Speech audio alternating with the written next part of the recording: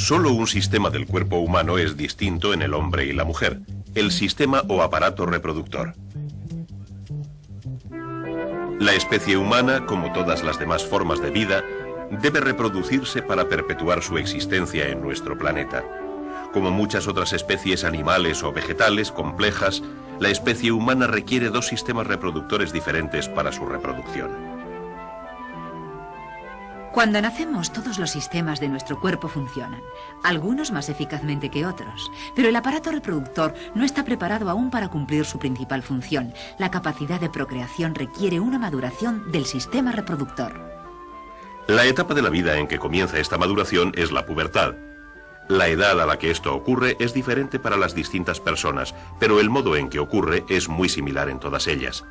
Para los hombres es el momento en que nuestra voz se hace más grave, los hombros se ensanchan, las caderas se estrechan y el cuerpo se cubre de vello. Y las mujeres adquieren la forma típica femenina. Se desarrollan los pechos, las caderas se ensanchan y en ambos, hombre y mujer, los órganos del sistema reproductor maduran. La función primordial de los órganos de los diferentes sistemas reproductores es producir dos tipos distintos de células y unirlas: los óvulos en la mujer y los espermatozoides en el hombre. La producción de estas células marca el inicio de la primera etapa del proceso de reproducción. Empecemos por el aparato reproductor de la mujer. Nuestros órganos sexuales principales son los ovarios. Aquí, en este par de pequeños órganos de solo unos 3 centímetros de longitud, tiene lugar el desarrollo de los óvulos. Todos los óvulos que tendremos en toda nuestra vida, varios cientos de miles, están en nuestros ovarios desde el momento de nuestro nacimiento. Pero estas células no comienzan su maduración hasta la pubertad, que sucede normalmente a una edad que varía para cada mujer, entre los 10 a los 14 años. La glándula pituitaria en la base del encéfalo comienza a enviar hormonas, aproximadamente una vez al mes, a través de la sangre hasta los ovarios. Estimulados por estas hormonas, los ovarios segregan sus propias hormonas. Un tipo de estas hormonas, los estrógenos, provocan los cambios físicos de la pubertad. Las hormonas de la pituitaria también provocan que se inicie un proceso en uno de los ovarios. Un óvulo empieza a madurar dentro de un saco llamado folículo, que se forma a su alrededor. A medida que el óvulo y el folículo crecen, se trasladan hacia la superficie exterior del ovario. Allí, el folículo se abre paso a través del ovario y libera el óvulo en un conducto. Este proceso, llamado ovulación, ocurre aproximadamente una vez al mes y generalmente tiene lugar un mes en un ovario y en el otro al siguiente. El conducto en el que entra el óvulo es uno del par de conductos llamados trompas de Falopio, que se extienden desde nuestros ovarios hasta el útero o matriz. Cuando el folículo libera el óvulo, comienza a segregar una hormona que provocará cambios en las paredes del útero.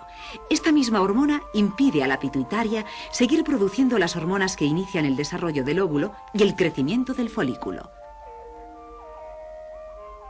Esto garantiza el que solo una célula germinal, un óvulo, recorra nuestro sistema reproductor cada mes. El óvulo comienza a desplazarse a lo largo del conducto uterino. El folículo del que salió experimenta finalmente unos cambios celulares y es reabsorbido en el ovario. Cada conducto uterino mide unos 10 centímetros de longitud.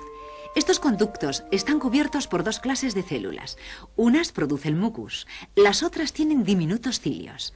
Músculos involuntarios en las paredes de los oviductos provocan un movimiento ondulatorio de esos cilios. Estos movimientos crean corrientes de fluido en el mucus y dichas corrientes transportan la célula hacia el útero. Este viaje dura unos 3 días. Cuando se produce la fecundación, generalmente tiene lugar en uno de estos conductos. Durante este tiempo, el útero ha comenzado a responder a las hormonas del ovario. Los cambios que tienen lugar en el revestimiento de sus paredes lo preparan para la posibilidad de acoger un óvulo fecundado. En las paredes del útero, el revestimiento de las paredes se hace más grueso. Aparecen vasos sanguíneos en ese revestimiento que transportan sangre para nutrir a estas nuevas células. Si el óvulo no es fecundado durante su viaje a través del conducto uterino o muy poco después en el útero, no son necesarios estos cambios. Las células que engrosaron las paredes mueren y se desprenden del recubrimiento normal del útero. Los diminutos vasos sanguíneos que llevaron la sangre a estas células se rompen y liberan una pequeña cantidad de sangre. Durante un periodo de varios días, las células muertas y la sangre salen del útero y entran en el conducto llamado vagina, y desde ahí son eliminados de nuestro cuerpo. Este es el llamado proceso de la menstruación, que ocurre generalmente cada 28 días. La menstruación y la ovulación forman el llamado ciclo menstrual. La glándula pituitaria vuelve a ser activa. Comienza a segregar hormonas que inician el desarrollo de un nuevo óvulo en un nuevo folículo y nos inicia en otro ciclo menstrual. Una vez más, nuestro cuerpo se prepara para la posibilidad de que un óvulo sea fecundado por un espermatozoide. Y la función del sistema reproductor del hombre es proporcionar esa célula reproductora, el espermatozoide. Las hormonas de la glándula pituitaria son también responsables de nuestros cambios físicos y sexuales en la pubertad. Estas hormonas afectan a nuestros órganos sexuales principales, los testes.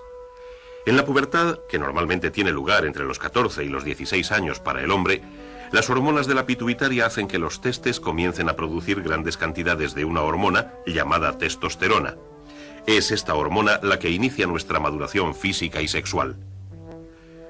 Nuestros testes, llamados vulgarmente testículos, son un par de órganos de forma y tamaño ligeramente mayores a los ovarios de la mujer. No solo generan hormonas, sino que además fabrican nuestras células reproductoras, los espermatozoides.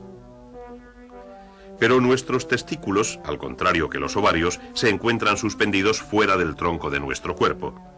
Los testículos penden en un saco llamado escroto. Al estar fuera de la pelvis, la temperatura de los testículos es ligeramente inferior a la normal del cuerpo. Esta temperatura más baja es necesaria para la producción de espermatozoides sanos. Pero una temperatura demasiado baja tampoco es buena para el correcto desarrollo de los espermatozoides, y eso provocará que los músculos reflejos del escroto se contraigan, de modo que las paredes del escroto se plieguen, elevando los testículos hacia el calor de la pelvis. El espermatozoide sano puede desarrollarse únicamente dentro de un margen de temperaturas muy pequeño. Cada testículo se divide en secciones que contienen túbulos, conductos largos y enroscados de diámetro microscópico. En las paredes de estos hay una capa de células especializadas que fabrican los espermatozoides. Decenas de millones de espermatozoides se producen aquí a diario en el hombre maduro. Las células en desarrollo son expulsadas de los conductos mientras nuevas células se van formando tras ellas. Los conductos transportan los espermatozoides fuera de los testículos a un conducto enrollado de más de 6 metros de longitud, donde son almacenados. En este conducto almacén, el espermatozoide completa su desarrollo y adquiere la capacidad de moverse sacudiendo su larga cola. Cuando los espermatozoides abandonan nuestro cuerpo, se desplazan a través de unos conductos pasando por delante de la vejiga, que no forma parte del aparato reproductor, y entra en la parte superior de la uretra, que normalmente transporta la orina desde la vejiga. Aquí los espermatozoides se unen con las secreciones de las llamadas vesículas seminales y secreciones de la próstata y forman una sustancia llamada semen. La uretra se extiende a través del pene, y a través de este órgano es como el semen, portador de los espermatozoides, abandona el cuerpo del hombre, obligado generalmente por contracciones musculares espasmódicas de la glándula prostática y varios conductos. Estas contracciones cierran la conexión entre la vejiga y la uretra, de manera que la orina no puede fluir por ella al mismo tiempo.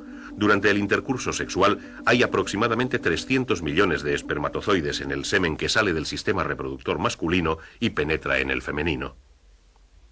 El semen entra en el cuerpo de la mujer a través de la vagina. Agitando sus largos rabos, los espermatozoides nadan desde la vagina hasta el útero y los conductos uterinos.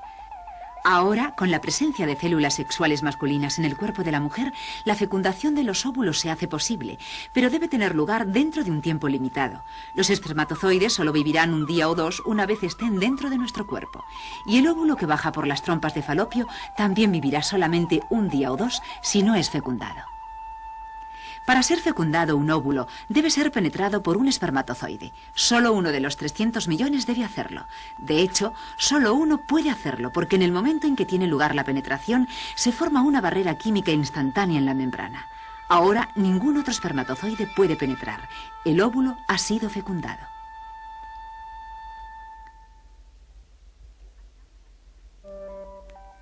Hasta ahora han sido necesarios 2 aparatos reproductores para completar la primera etapa del proceso de la reproducción humana. Una etapa, la fecundación del óvulo por el espermatozoide. y la otra, el óvulo fecundado, que se desarrolla hasta ser un nuevo y único ser humano y solo precisa del aparato reproductor de la mujer. Pero antes de ver ese desarrollo, veamos más de cerca estas dos diminutas células que inician esta nueva vida humana, el óvulo y el espermatozoide, y veamos por qué el ser humano que saldrá de esta unión es único. Las células sexuales se diferencian principalmente en nuestro organismo en una cosa: solo tienen la mitad de los cromosomas que generalmente tienen las demás. Los cromosomas son las estructuras del núcleo celular que contienen los genes, las unidades de la herencia que portan los rasgos genéticos de una persona. Una célula normal contiene 46 cromosomas. Cuando este óvulo comenzó su desarrollo, también tenía 46 cromosomas, pero al madurar, una pequeña célula llamada cuerpo polar se separó de él llevándose la mitad de los 46 cromosomas de su núcleo. Así pues, quedan 23 cromosomas en el núcleo del óvulo.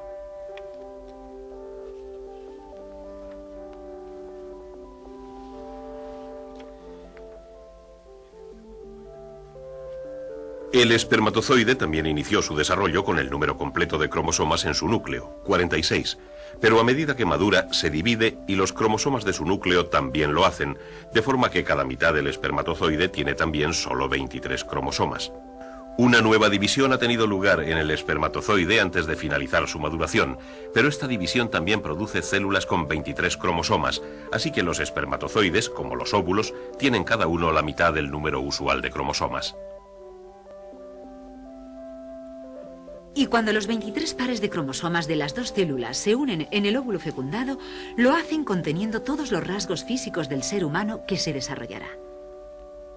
Cada uno de los padres contribuye con 23 cromosomas, pero las leyes de la herencia determinarán qué genes serán los dominantes. Estos determinarán el color y textura del pelo del niño,